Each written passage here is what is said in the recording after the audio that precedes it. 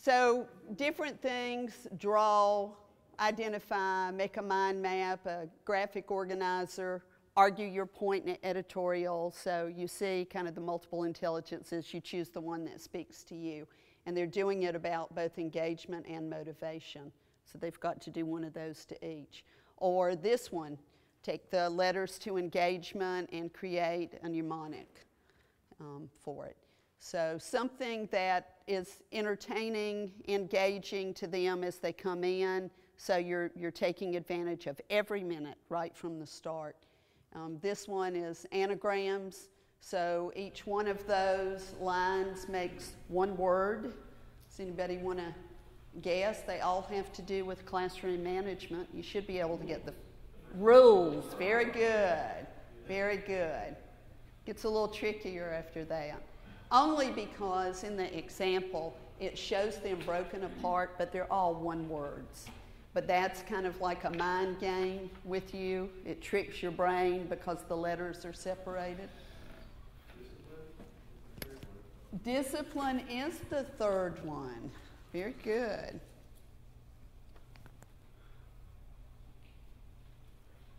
I'll let you work on those as we go throughout this little session. In case you get bored, there's something that you can do for sure. Another thing that I have done that is pretty successful is to give each person a sticky note. Stick it right on you. And you find your match, which is an opposite color. It makes a word.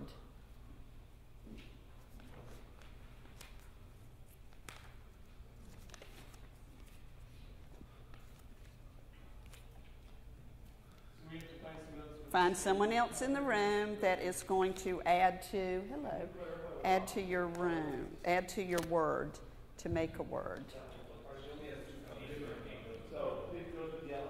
No, if you're pink, you go to yellow. If you're yellow, you go to pink. That was to keep it from being too confusing. Mark? Did everyone get one? You don't need to. You do need to participate. I noticed how healthy eating you were yesterday all day. See? Teachers are observant, aren't they? It requires you to get up and move. Get up and move. Did I give you one?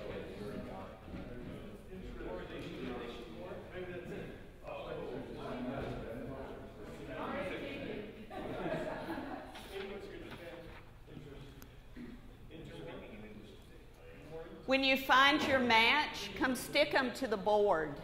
So make the word on the board.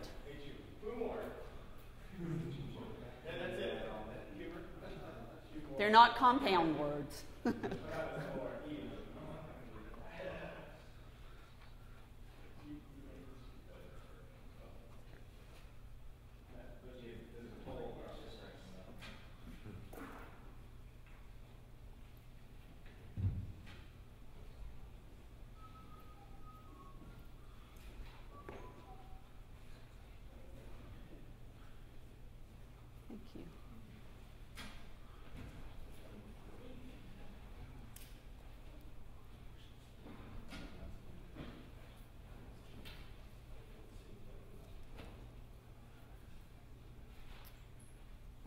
Okay, and then I would at this point have them with their partner before they stuck it to the board talk about what does that word have to do with engagement. So anyone want to shout out what you think, what your word has to do with engagement? Ours was about humor. Okay. Engaging humor is one way to break the ice and communicate things. Okay, I tried to put some comics up. You really can't see them that well. But here's a book that I seriously, play on words here, seriously recommend to everyone. He is at the University of Alabama, B. Lee Huron. Do you know him? Oh, yeah. LDS author. I've heard him several times. Good friend of mine. He did his dissertation on humor in the classroom is serious business. Lee, L-E-E, Huron, H-U-R-R-E-N. B is the first initial. But he actually did his research that shows what a difference humor makes in both attitudes and engagement, but also in actual achievement in grades. And in fact, he puts humor on all of his exams, and part of his research was looking at the exam scores without humor and the exam scores with humor, and they were always higher when they had humor. So I've tried to incorporate that. You know, I have one question, at least one question, that is humorous in some way. I have an exam where the first page is just kind of the rules of that exam, but I say you can't do this, or you can't do this, whatever. And then I say, can't, and I give them the answer. And one of the students came back and said, that really helped me a lot. I was so stressed also. I was given the answers, and it helped me get on a positive mindset. Yeah, that's the exact point to it. Well, I was going to say, on my statistics class, I used to teach. Students are so mortified when they're going into a statistics exam. Yeah. And so I took these Vince Lombardi things that he has said, and I substitute words about statistics instead of football or the field of battle. So it was hilarious. It was hilarious. I thought it was hilarious. Students would roll their eyes and everything, but I know that sort of, you know, changed their mood when they entered that statistics. Yeah. What a difference. In my statistics class in my doctoral program, we had a very young, I was older, we had a very young professor, and she went 90 miles an hour, and everybody in the room was lost most of the time. And so one brave soul finally raised his hand and said, I don't understand. And she said, which part don't you understand? And he said, to be honest, none of it. She changed into this Cruella de Vil, just like within a blink of an eye. She was an attractive girl too. She totally changed. And she gave him a tongue lashing that you would not believe. And I sat there with tears coming down my cheeks. This is the truth. That's how frightening it was. And I thought, I will never raise my hand and ask a question. Now, I got an A in that class, and I was totally lost the whole time. I learned nothing, but I was a strategic learner. You know, I learned enough. And plus, thank heaven, she did have one good sign. She did allow us to redo.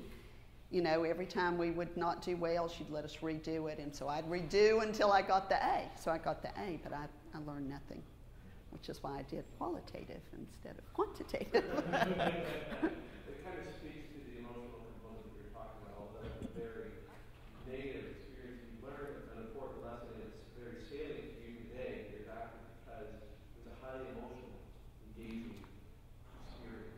That's right. You're exactly right. And that's what the research says. If we want them to retain it, it needs to be tied into movement, music, emotions, something that's going to help them to retain it. I added humor to a test once, I thought, giving a multiple choice question, and I just said, mark A, you get a 3 point. Yeah. Well, one of the girls marked D. I had tears also, trying to figure out why. And she argued with me for 20 minutes why she should have a point. I said, but it said, and she said, but I didn't believe you would just give us a 3 point. Well, why would you want me anyway? Did you say this is a risk-taking environment in this class? Yeah. Take the risk. That one still puzzles me. Ouch. Okay, so this is what we were just saying. We want them to have that relevance. Is this important?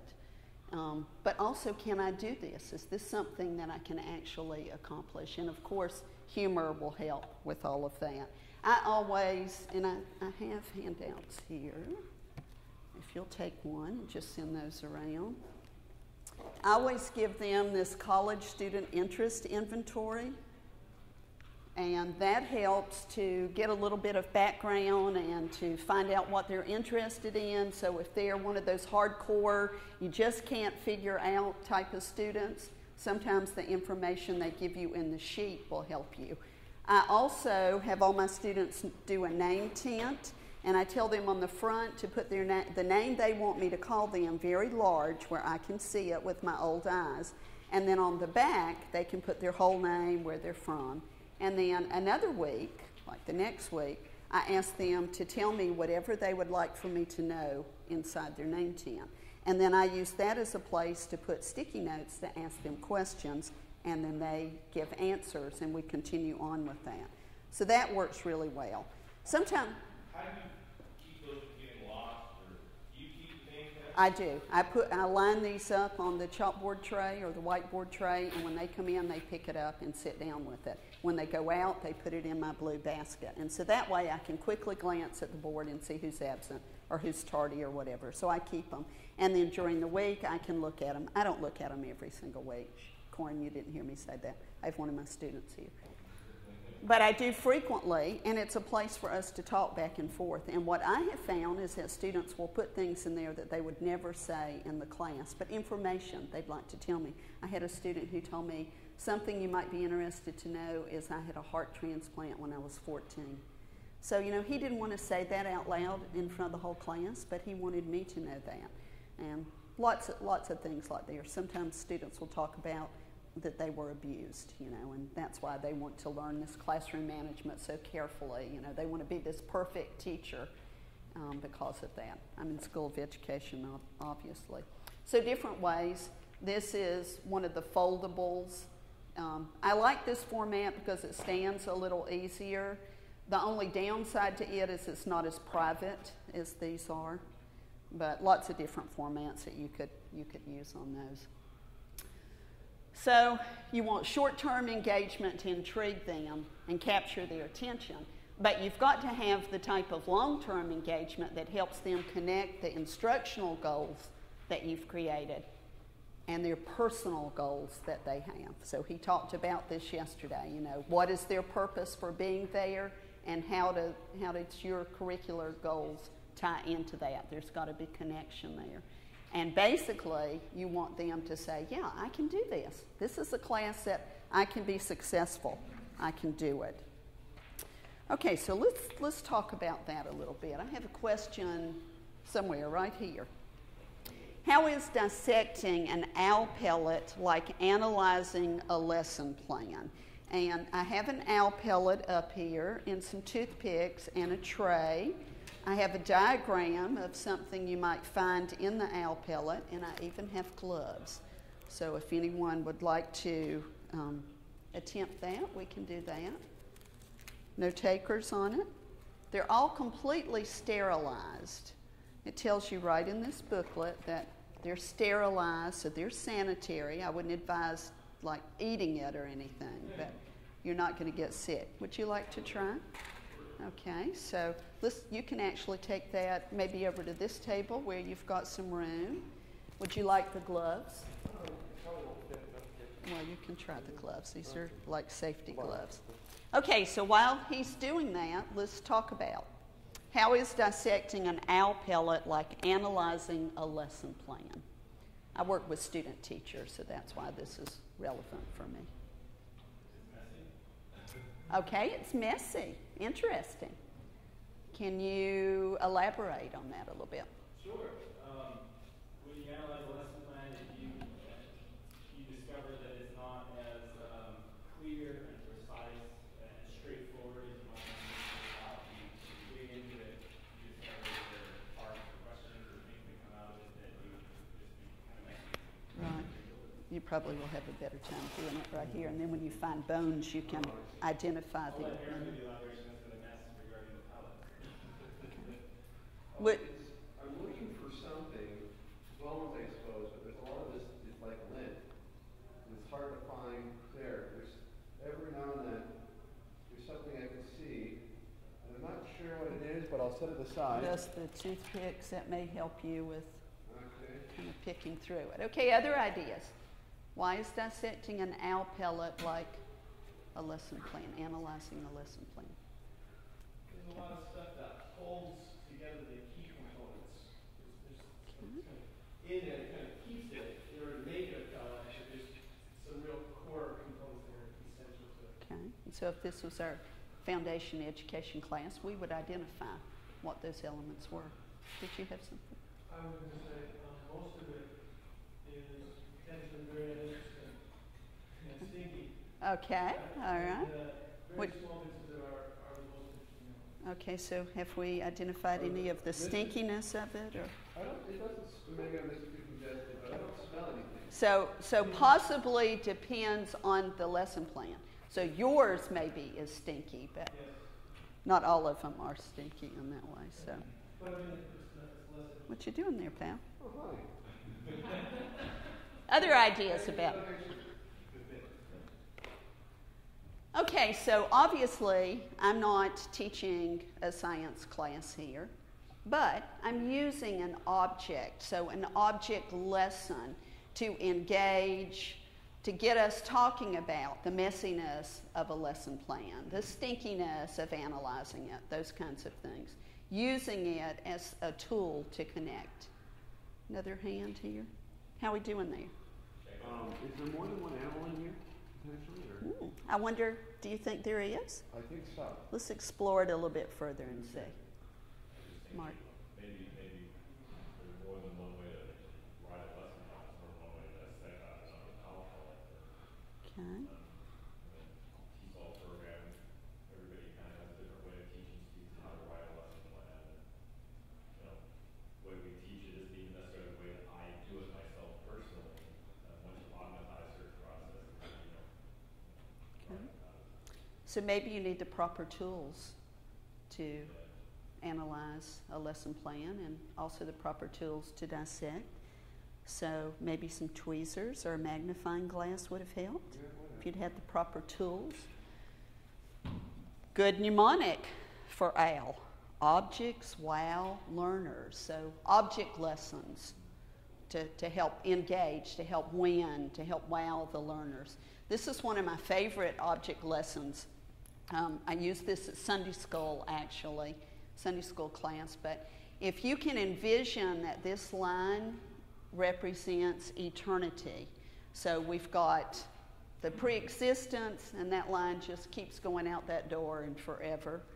And all the way to eternity, and it goes straight out that window and just keeps going forever. And these two buttons represent your life. So the red one is your birth, and the black one is your death. So would anyone like to come up and separate those buttons to represent your lifespan on this line of eternity? Come on up, Kevin. He's a plant, of course. I would assume they're really close compared to eternity.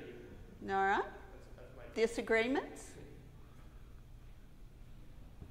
This is a great one to do with younger people because they always want to give themselves a long life. They'll spread them way out.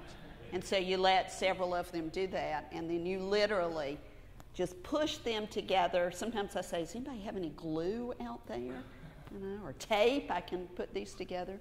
And then tell them that no matter how tightly we press those together, it still does not represent the shortness of our lifespan in comparison to all of eternity.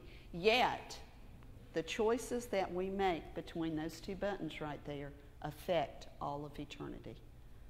So it's at that point that they kind of go, ooh, you know, big deal with my choices. So sometimes just something as simple as that. I always like doing the apple one, the apple representing the earth, and cutting it and talking about it, each section. You probably know that one. Any little object lesson. The owl one's pretty elaborate, but it's a great one to do every now and then. It especially works well. How's it going? Messy. He has the diagram here. This is what he's looking for. But I'm not quite, like I said, it's kind of like I've got 3 boxes of puzzles in here, and I found about 4 or 5 femurs and 3 skulls. So I don't know what the end result is. I mean, this is like an idealized whatever model, but reality is not fitting. You know, what really happens is not necessarily what's on the paper. Oh my goodness. I need to copy that and put it up in a large billboard because that's what we find when we observe student teachers. What's really happening in the class is not exactly what was on the paper, on the lesson plan. So good connection there. Feel free to continue or stop at any point. If you're enjoying it, you can just keep right on going. Okay, so we want movement. Movement is really important. So let's take these terms that we came up with up here. And in fact, let's just let each person choose one. Would you like emotions? How about interest, engagement, relationships, music, humor, movement, curiosity, self-efficacy, you like that one? Connections, choice, real world, discussion, thought-provoking, motivation. Did I get everybody? Okay, so we could take those words. If those are the words that I want my students to know and learn, those are the important words about engagement. Let's say I'm teaching student teachers about engagement. Those are the words I want them to learn and memorize. I'm going to add some movement to it. And so what I would do with that is put them all in a big circle, and we would do fruit basket turnover. You know what fruit basket turnover is? Okay, so let's say I start out in the middle, and listen, if you're sitting in a chair, pull your chair out, otherwise push the chair in. So everybody do that for me right now. Push the chair in, but if you're sitting in a chair, turn it around, pull it out backwards.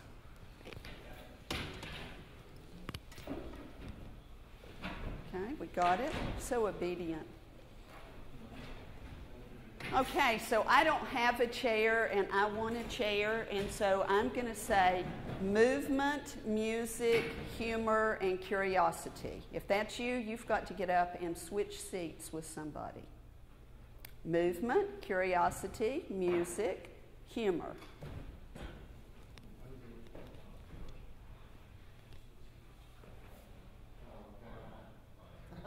You're in the middle. You call them. You don't get the list of words. That's the point. I'm wanting you to remember to learn these words.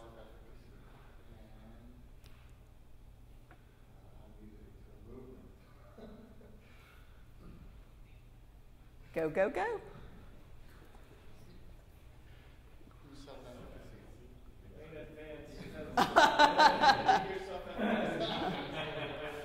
That's why we have on the board no cell phones. No.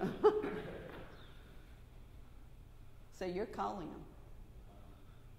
Music.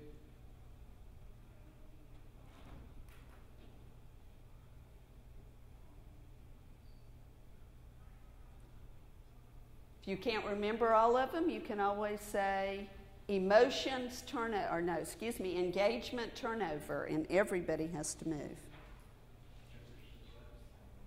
Humor. Or you can call them.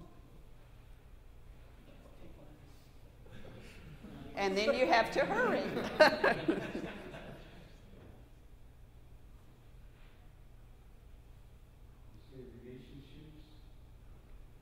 That would be a good one. Have to call at least two. Okay, so you get the point. We're getting the movement, we're getting the blood flowing to the brain, a little bit of engagement going on. I feel that. So I'm unplugged. Can you still hear that? I can clip it back on. Okay, so humor is important. We talked about that. Building relationships. How important is building the relationships? Critically important. I don't know where my little cheat sheet is, but I probably can talk through each one of these without it. But if anyone sees it, just jump in there. Okay, so what I'd like for you to do is take a piece of paper. So if you'll take that and hand it around. Take a piece and send it around. And on this piece of paper, I want you to write a question that you have about engagement. What is the question that you have about engagement?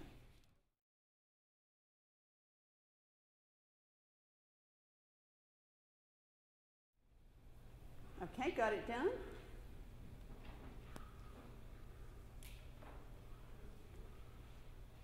As soon as you have finished that question on the white piece of paper, I want you to, this is a Southern term now, listen carefully, wad the paper up. Wad it up. It is a snowball activity, and for the snowball activity, we really need some snow. So let's see if we can create some snow here. You know, we don't get much snow here in Hawaii, but where I'm from, in the mountains of western North Carolina, we get quite a bit of snow. So we need to replicate some snow. Let's see if we can get some magic snow going here.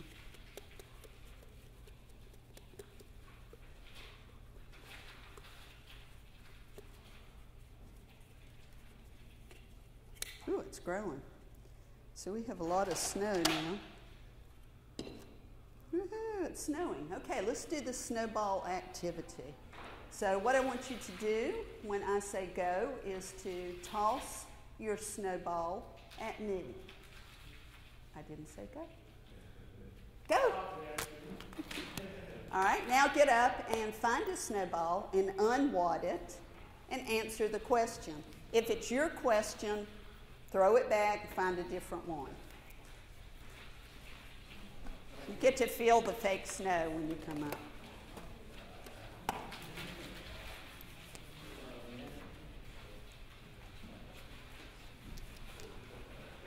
Got his own.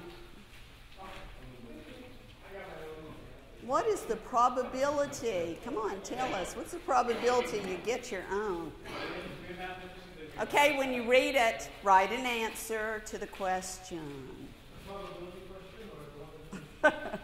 The one that's on the sheet. What if it wasn't my question? It is cold. Well, give the answer then. We'll pass the snow around. People want to know if it's cold.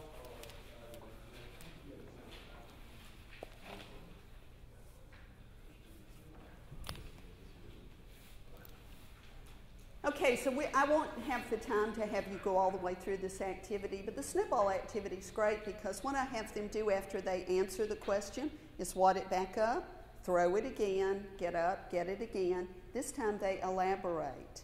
They read the question, they read the answer, they make corrections, they add some elaboration to it. Wad it up and throw it again. The fourth time, the person has to stand and read the question, the answer, leads us into a discussion. You can do it on a smaller scale also and have them do it by tables if you have too many students in the classroom to do it. Once again, something to engage them. Now, I tried to play some music when you were coming in. Some of you came in a little bit later, so you missed the music. But I spend a great deal of time every week carefully selecting music to go with the topic of my particular lecture or lesson or our discussion. Corin is one of my students in the foundations class, and she can tell you we have some crazy and wild music every week because there's something that ties in to our discussion that day. And so I'm constantly looking for music. A lot of research. Richard Gentry's done a lot of research on music. Trying to think of his name here. He was Satan in the... Yes.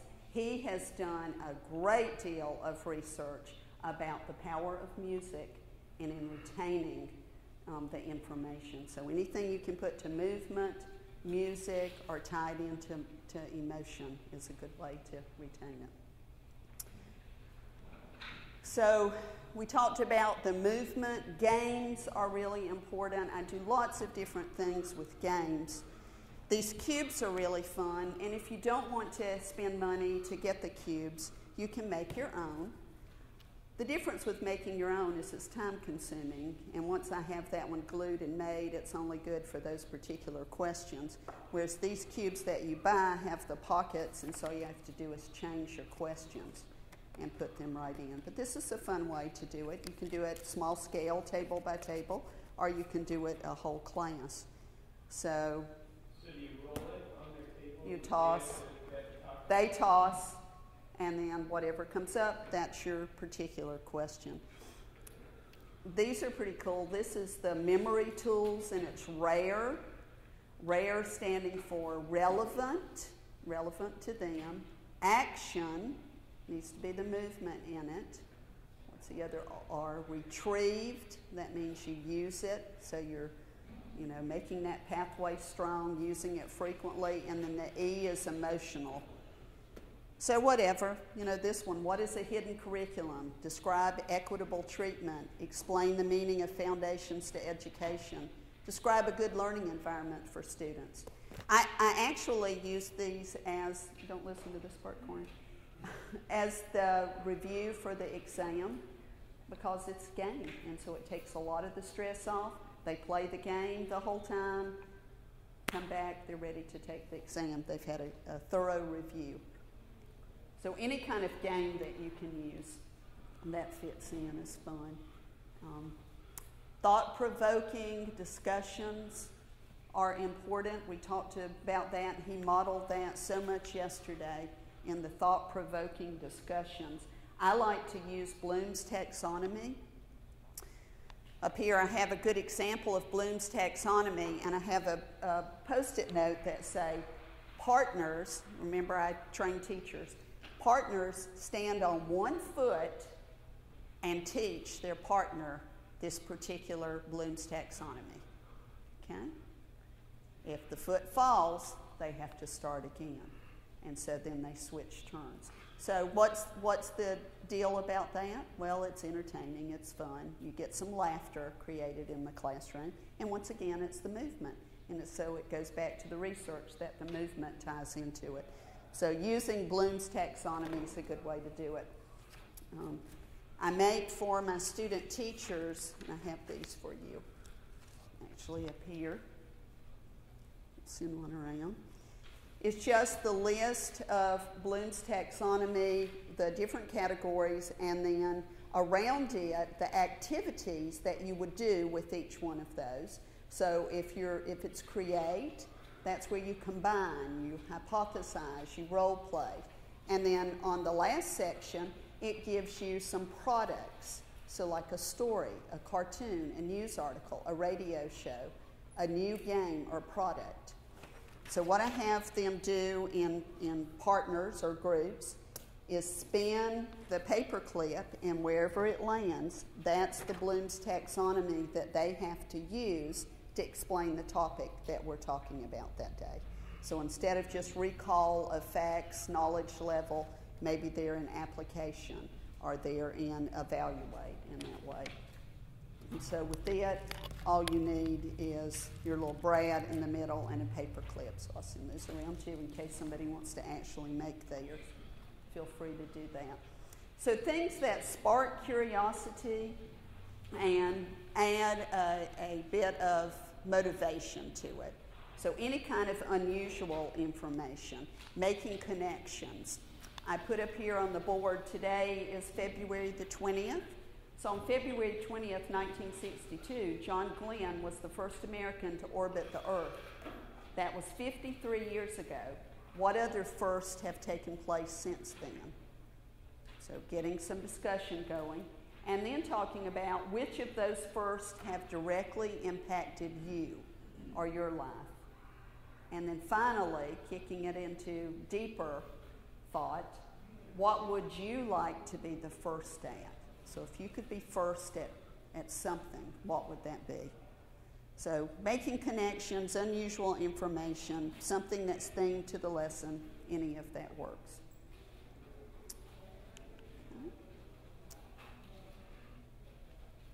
Choice is important. On most of my assignments, I allow choice. If I'm having them do questions, I go choose 3 or choose 5, and so put the choice in there. Definitely on exams, add the choice element to it. That can make a big difference. It takes some of the stress level off of them.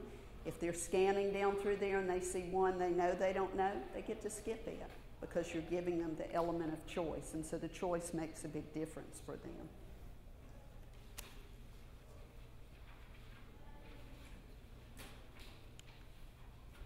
Carol, for that? Can you Do ask a you question? know what those questions are? Because naturally I could be moving more towards a strategic learner. Like, well, I know these 5 questions, I only need to answer 3. Well, those are the ones I'm not even going to pay attention at all. Okay, let's talk about that. So how do we move beyond that so that they're not just a strategic learner with that? We've got to make sure that the questions that we ask are at such a level that it's not a recall of facts. It's not knowledge level. It's got to be in those upper levels of blooms. If you look on your sheet, upper level of blooms. Definitely application, evaluation, analyzing, creating. So our questioning, and in fact all of the assignments that we give them should be in those upper levels. We're still checking the knowledge, the recall of facts, but they're doing it in a way that engages them in upper level thinking. This is one of the things that I like to do with them also, and I have one of these you can hand around. And just put it on a CD. Lots of things you can do with old CDs, if you have scratch CDs or whatever. But I glued the multiple intelligences on it. And so I have them place it on their finger and spin it, and then drop their finger. So mine landed on naturalistic, which is perfect for me because I'm kind of a nature girl. So then whatever our topic is today, I'm going to address it through a naturalistic intelligence. Okay? So if we spun again, and let's say it's logic.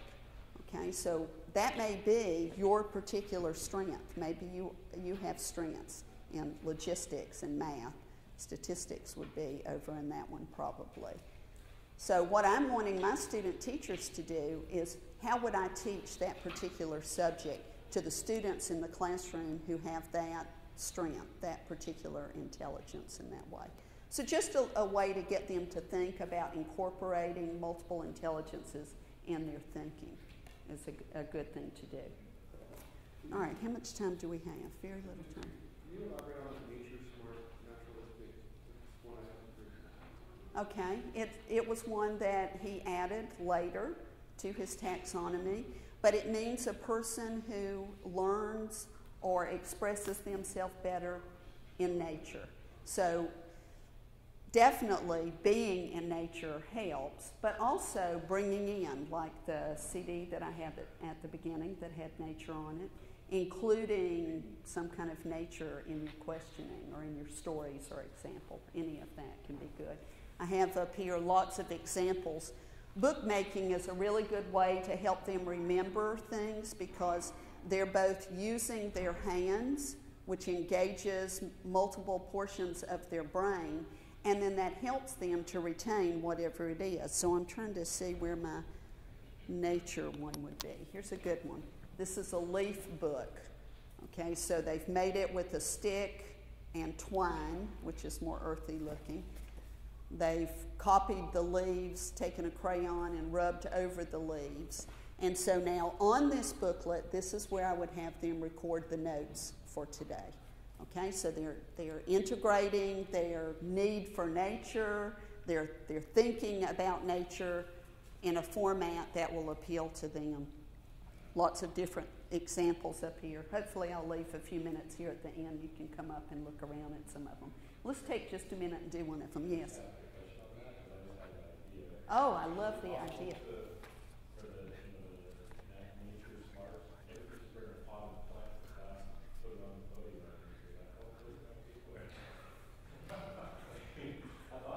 What is it Tom Cruise says? With me, without me, with me, without me. It's probably somewhere low on that spectrum. Probably couldn't hurt. May help a little, but I doubt that that's really getting to it.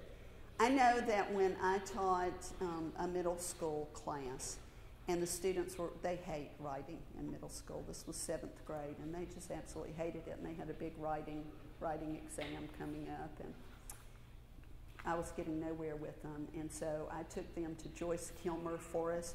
Anybody know who Joyce Kilmer is? We have history teachers in here. Joyce Kilmer was a guy, actually, in the military, but he wrote a poem about, how's it go? I think that I shall never see a poem as lovely as a tree. Okay, that's Joyce Kilmer. Okay, well, there's a forest up near the Tennessee border, Joyce Kilmer Forest, and the trees are just magnificent. It's really a spectacular place. And so I took them up there, and we did a little walking tour, and then I said, okay, I want you to go off.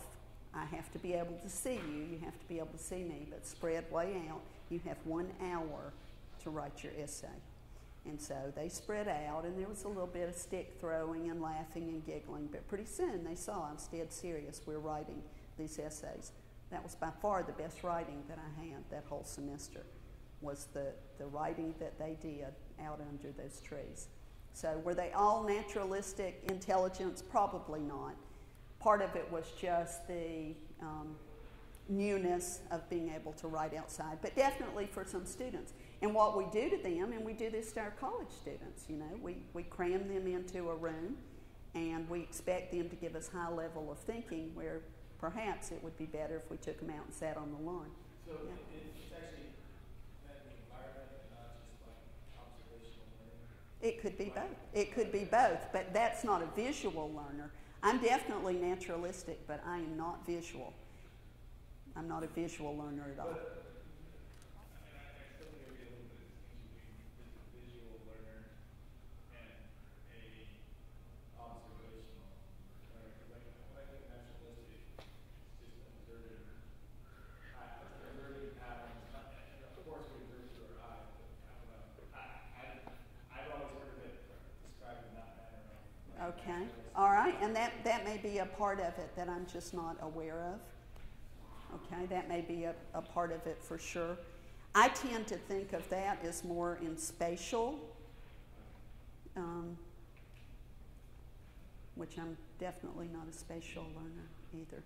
And so typically we tend to teach in the intelligence that we're most comfortable in, rather than differentiating for our students and stretching out and including them. So that's one of the reasons why I always try to have a lot of visual things up. I have the music, the auditory, you know, it's just important to pull all of those different components in.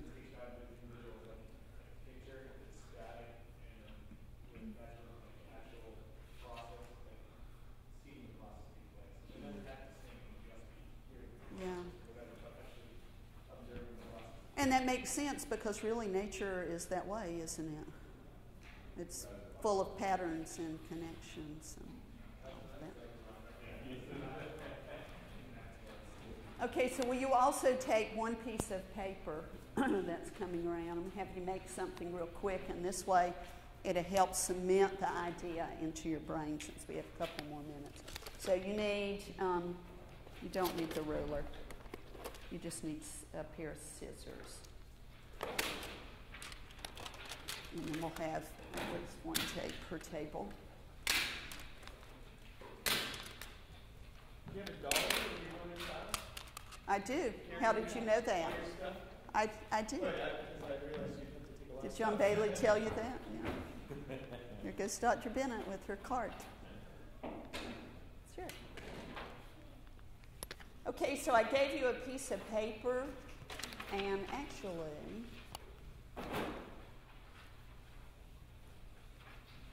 it's not going to work very well. Okay, so take an additional piece of white paper.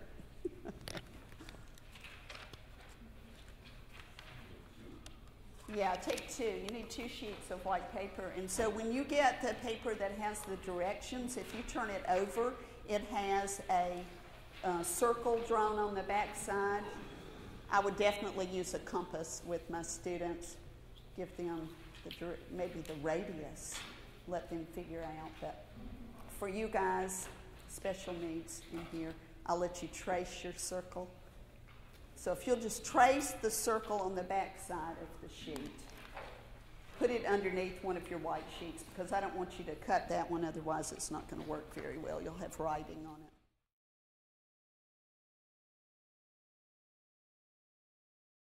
So when you have your two circles cut out, remember I said they don't have to be perfect, cut quickly. With the two pieces of paper together, if you will fold it in half and crease it nice and tightly, and then fold it over in half again to make fours.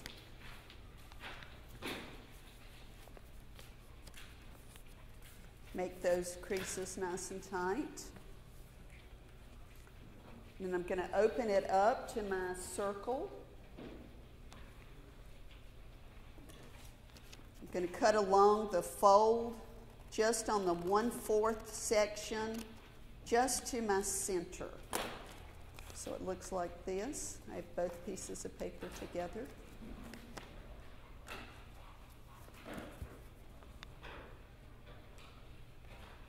Okay, then you need to watch. I'm going to fold up one section, just one section, and take a piece of tape. So I have one section folded up, and then I'm going to put my piece of tape long ways, not crossways, right along that cut. So basically what you're doing here is attaching the two pieces of paper. So here's my 1/4 section pulled up, and I put a piece of tape right along there. Then, if you look at me, I'll show you how you fold. You always fold inside itself. I didn't cut mine very well, so it's not very straight. But. So this is the circle book. It helps if you number your inside pages so that if it gets messed up, you're clear. So once again, my fold, I fold up and over and down and over and up and over and down. So one of the things that I use is anything that you need them to remember, something that's important you want them to remember. In classroom management, we talk about the negative traps in communication to avoid. And so we created a mnemonic for that. And it ended up being fold cats. Fold cats. This is actually a cue. So this is force, question, logic, despair, criticism,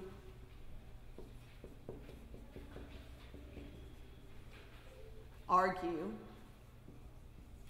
threat, and sarcasm. So it's fold cats. Those are the traps in communication that you never want to get into with your students. So I have my students make the little circle book, avoid negative traps, fold cats. They put a little cat on the front of it to help them remember the mnemonic. And then on each page, they write one of the negative traps. This really, really works.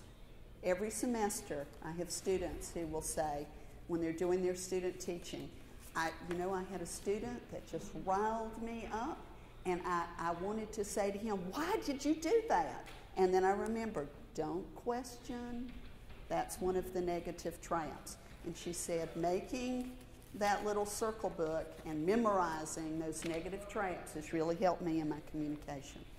So something as simple as that we've done. Another fun paper thing to do with them is the burrito book. A burrito book is really easy to make. You don't need any staple or tape or anything like that. I have the classroom management make a classroom management booklet, and then in it is where they take their notes. They glue little things in to help them remember. This was a good one. This is a hamburger, and it's stop, then redirect inappropriate behavior, the sandwich procedures. And so each layer of the sandwich is a reminder of how they redirect inappropriate behavior. So a great way for them to take their notes when I'm lecturing, a good place to put handouts, just something easy for them to remember to do. Okay, so what questions do you have of me? I put all of these in your handout. I'm not going to stand and read them all to you, but this is kind of the background for each one of those slides that we talked about. For a given lesson plan, how many of these techniques would you use in, say, a 1 hour class? Maybe one. Maybe one. Maybe multiple ones. It just depends. I mean, I'm definitely going to have music playing when they come in. I want to have something on the board when they come in to get them engaged. It just depends. It depends on what it is, but definitely not everything that's in the session, if that's what you mean. So anyway, you have all that in your handouts for sure. Let me show you, since we have 1 minute left, the burrito book is way cool. Okay, say on the burrito book, you can fold it over. We call this a hamburger fold. That's a hamburger. If you do it long and skinny, it's a hot dog fold.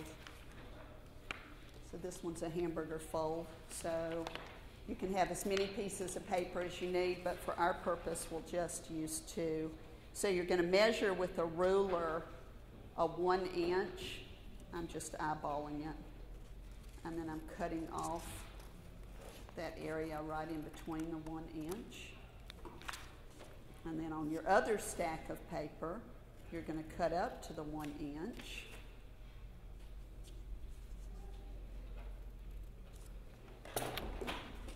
And then you take it and roll it like you were going to do the hot dog fold. And insert it. And let it unroll. And voila, you have a booklet without any tape or staples. So those are super quick to do, and then that's what makes the nice classroom management journal or math journal, statistics journal, whatever that you would need to do it. And you see these are, I don't even remember how many pages we used, but a lot. You can put a lot of pages together. It's not going to last for years, for sure, but it'll definitely last through the semester. So that's kind of fun. So come up and look at some things and ask questions if you want.